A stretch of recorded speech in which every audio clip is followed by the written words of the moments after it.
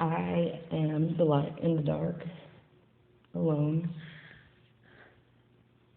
I opened up my Bible today and I was open to the Second Chronicles 14:11, which is the prayer for deliverance. It starts with, "And Asa cried unto the Lord his God, and said, Lord, it is nothing with thee to help, whether with many or with them that have no power.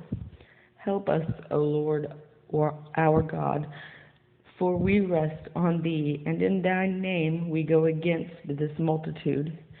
O Lord, thou art our God. Let not man prevail against thee." So the Lord smote the Ethiopians before Asa and before Judah and the Ethiopians.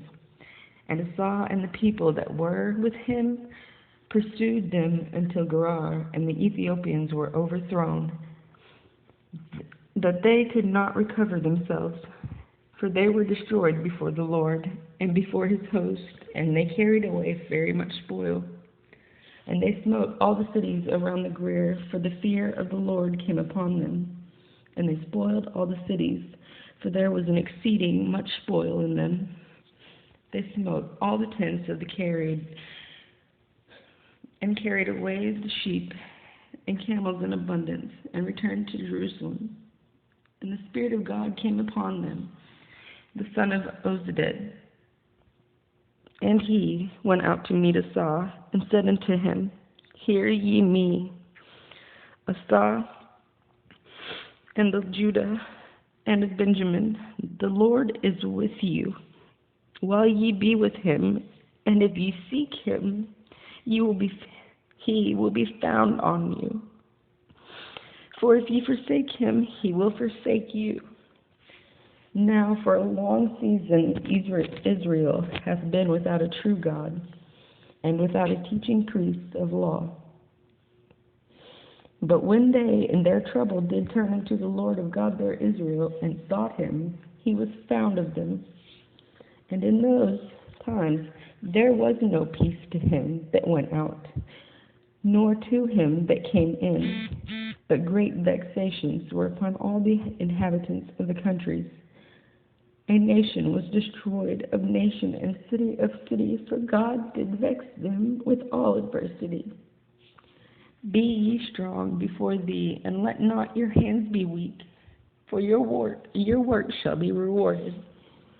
And when Asa saw these words and the prophecy of Oded the prophet, he took courage and put away the abominable idols of what the land of Judah and Benjamin, and out of the cities which he had taken from the Mount Ephraim, and renewed the altar of the Lord that was the porch of the Lord. And he gathered all Judah and Benjamin and the strangers with him out of Ephraim and of Manasseh and out of Simon, for they all fell to him out of Israel in abundance, when they saw that the Lord his God was with them. So they gathered themselves together in Jerusalem in the 3rd month, in the 15th year of the reign of Asa. And they offered to the Lord that came of time of the spoil which they had brought 700 oxen and 7,000 sheep. And they entered the covenant to seek the Lord God of their fathers with all their heart and with all their soul, that whosoever would not seek the Lord God of Israel should be put to death, whether small or great, whether man or woman. And they swore unto the Lord with a loud voice, and in shouting with all trumpets and cornets.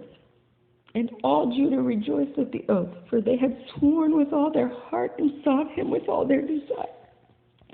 And he was found in them, and the Lord gave him rest around them.